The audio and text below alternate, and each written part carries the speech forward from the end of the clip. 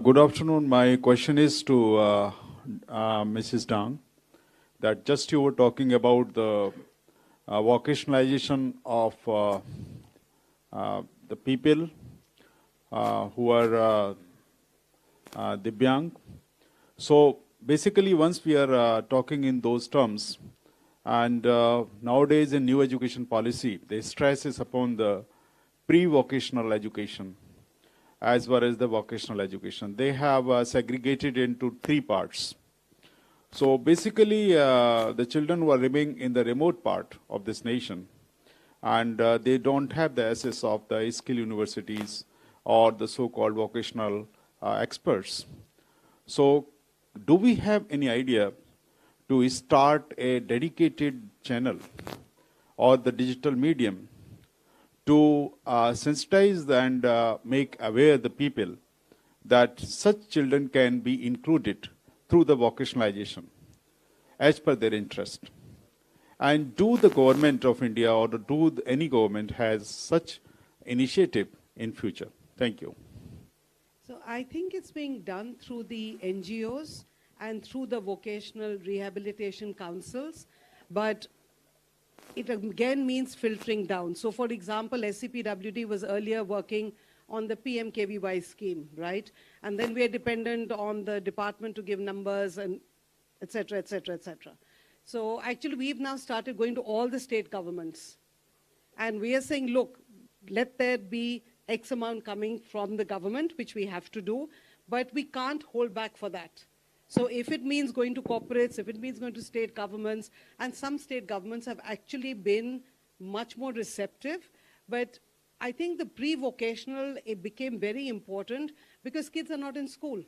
Yeah.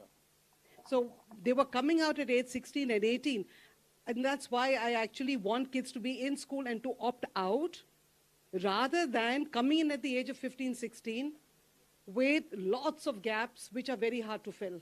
I actually think all kids should be mainstreamed in main schools from literally preschool. And at the age of 8, 10, if they're not able to keep up, then you move into a pre-vocational curriculum. Rather than the other way, it's going to be a long journey, but I'm not giving up on it. And assisted device, as we are talking, it's always appreciable. And we must adapt. That is the secondary phase. And the first thing is that the identification of the disabilities. And at the stage of the prenatal stage, we can control many such disabilities at the prenatal stage also, if the medical fraternity is sensitized. And are then, you talking identification? Or are you talking taking action? They're two very different things. I'm talking in terms of action oriented. So yes, sir, I agree with you on the point when you are taking that. Yes, ma'am.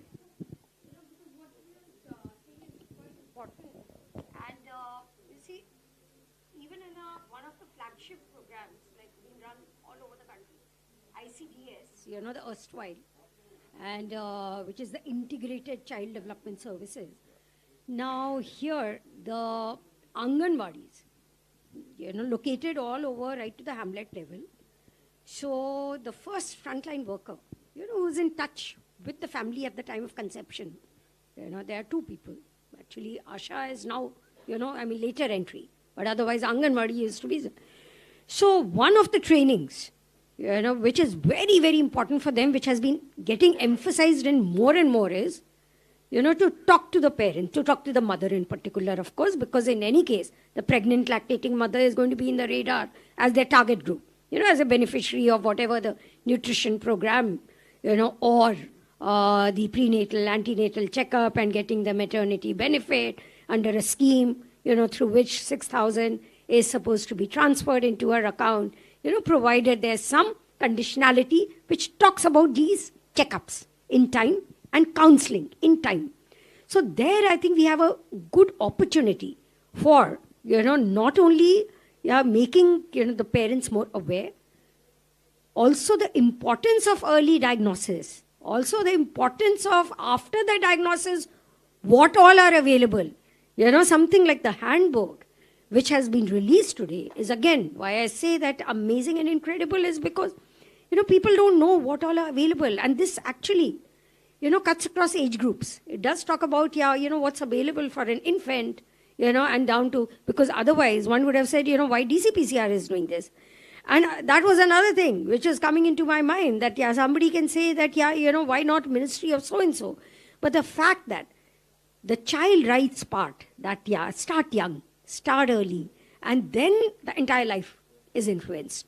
So somewhere, I thought it was important to talk about this chain of, the vocationalization is very, very linked with, as Madam you said, the cognitive skills also. And we're talking about simulation being created early, cognitive skills early. Another thing which was just coming into my mind was, you see some of the pride which is being taken today by such stories like Lemon Tree, as employer, to say that, so much percent of our, people, 16%, we are recruiting, reserving for persons with disability. And by the way, again, not as a charity. Why? Because they have also realized that it makes a good business sense. And why a good business sense is, again, not because people are going to be very happy that, you have employed so-and-so. Rather, they are giving better service. Let me tell you that it's on evidence. It's on record that they're giving better service. So it makes better business sense also. So somewhere even these narratives, of course, better service can be with assisted device also, which would be important. But, we need to build on these narratives too. Thank you. Adding on to the medical point, sir, which you said, of course, prenatal screening is important, but Ministry of Health's flagship program on national health, if you look at that, they've identified 4 Ds, 30 conditions, which should be early identified. And this program is going on entire India. But as we say that the right hand doesn't know what the left hand is doing, they have no idea that there are 21 disabilities which needs to be represented. So in those 30 conditions, thalassemia is not there, sickle cell disease is not there, and suddenly, day before yesterday, government realized that, we have to eliminate sickle cell disease. But do you, first of all, amend your NHM program first?